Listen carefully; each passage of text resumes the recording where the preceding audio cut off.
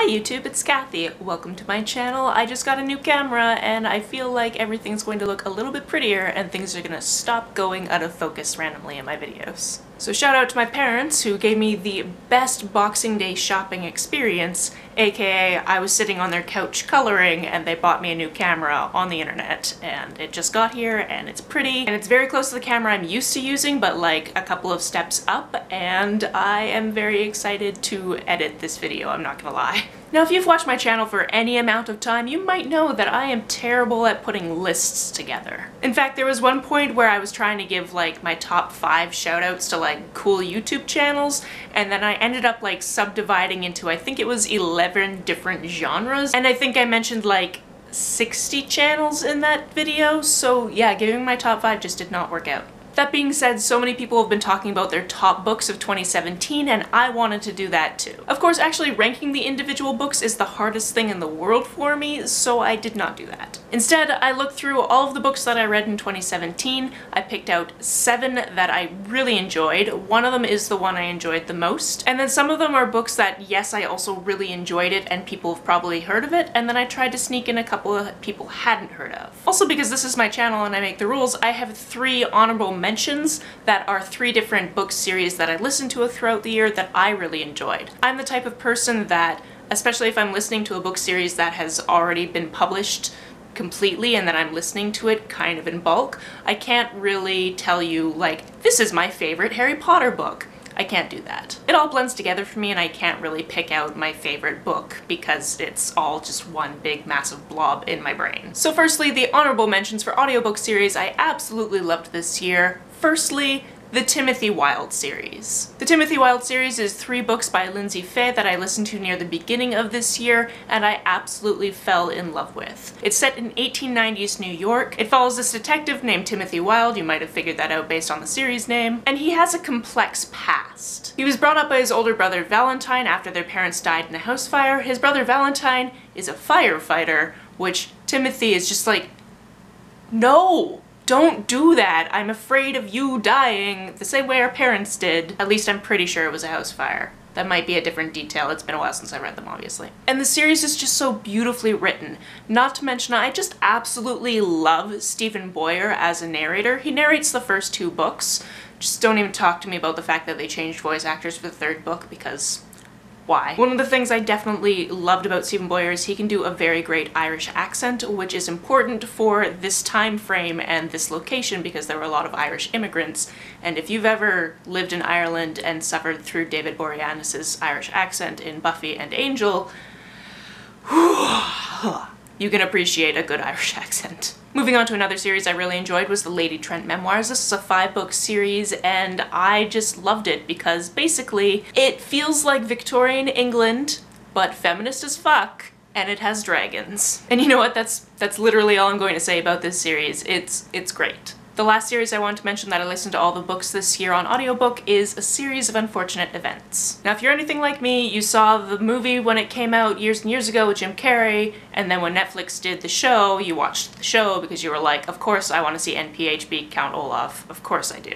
Well, I watched the first season of the show and it covers the first 4 books and I went, I can't wait for 2 or 3 more seasons to come out to finish this series. I want to know what happened. And I didn't read this as a kid, so here's the time to do it. The great thing about these audiobooks is most of them are narrated by Tim Curry, and he does an amazing job. The first audiobook is actually done like a radio play, so all of the characters have different voice actors and there's sound effects. And then from the 2nd book, you have just Tim Curry narrating. For some reason, for books 3, 4, and 5, we have Lemony Snicket narrating, and then it goes back to Tim after that. Inconsistency in who's narrating is just so weird to me in the audiobook world. I got really scared that all 13 books were going to be the same formula that you see consistently in the first 4 books, but they aren't. It does change over time. And then all of the little quirks of the world are still there, and the characters are still lovable, and yes, I just really enjoyed it. Now on to the actual 7 books I wanted to talk about in this wrap-up. The first one I want to talk about is my favorite nonfiction read of the year, which is The Poisoner's Handbook. This one talks about all of the poisons that were used in Jazz Age New York. So again, going back to the Timothy Wilde series, it kind of starts in the same time frame of around the 1880s, 1890s, but it goes through all these different type of poisons that people either used on purpose or by accident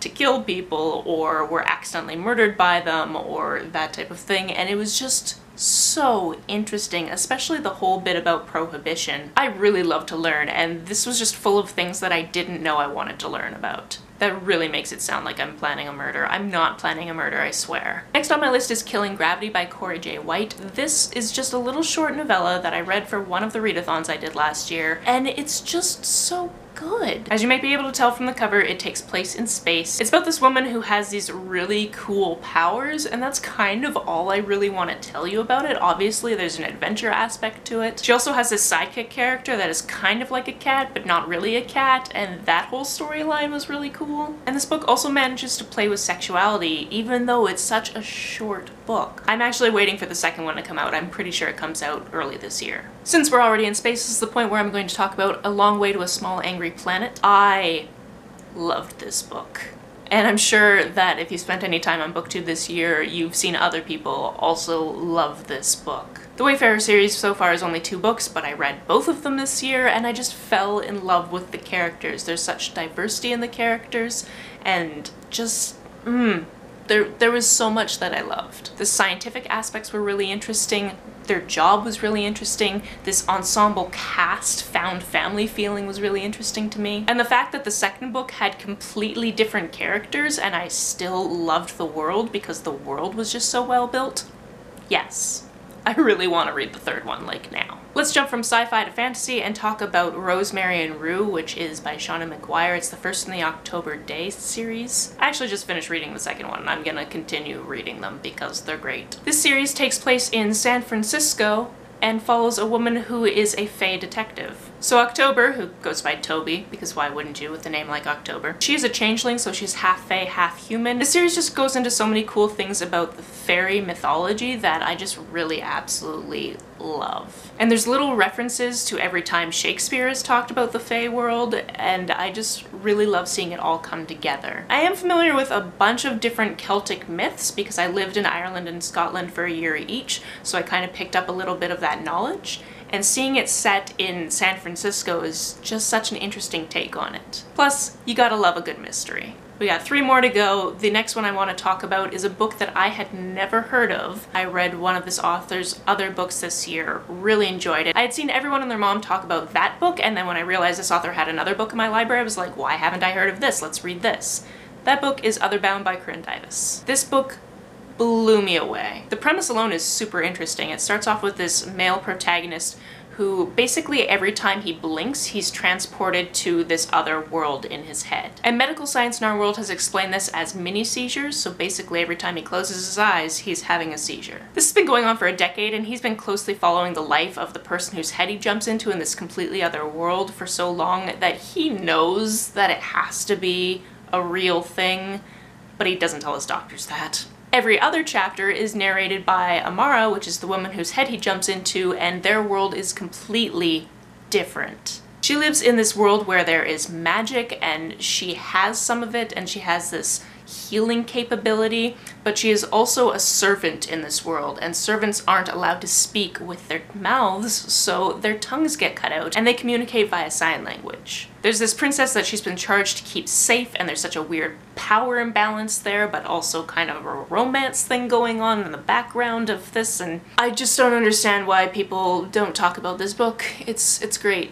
Maybe they talked about it when it first came out before I was on BookTube and I just missed that, but it's wonderful and you should read it. My penultimate book of this list, and I'm so happy that I've started to see more people talk about it, is Radio Silence. I knew nothing about this book going into it. This was a complete cover buy. I just saw it while I was on Book Depository one day. Kathy from editing here. So it turns out that this new camera doesn't tell you when it stopped recording. So it stopped recording and then minutes later the camera itself like turned off, and I was like, oh, maybe it just turned off, and it turned off like just now because it has just stopped recording, and that's not the case. So I'm gonna try to fill in a little bit here. So I was talking about Radio Silence. It is absolutely amazing. I am so glad more people are talking about it. It takes place in the UK, and it's about this girl who does fan art for a great radio play that she really enjoys. I remember mentioning when I was filming earlier that You can tell that Alice Oseman is a huge fan of Welcome to Night Vale. She even like works it a little bit into the plot,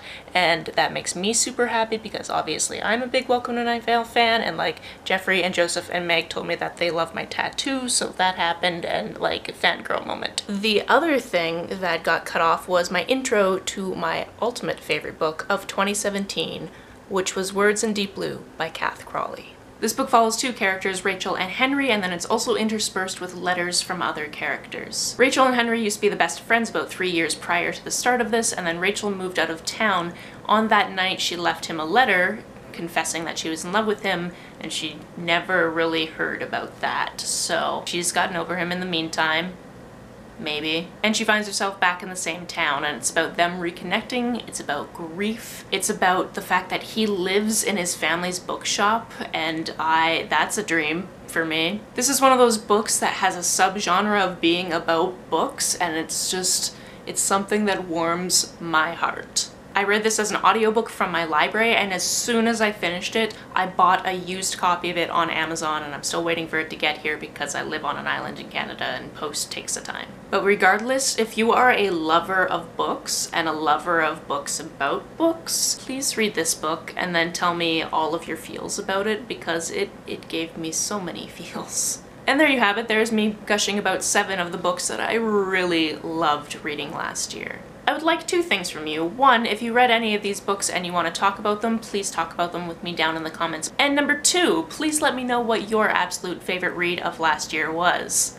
If you can. Obviously, it's a hard thing to ask, and it's kind of the worst question ever. On the way down to the comments, if you hit that subscribe button, that would be very nice of you. You can like and share this as you see fit, and I will see you soon. Bye.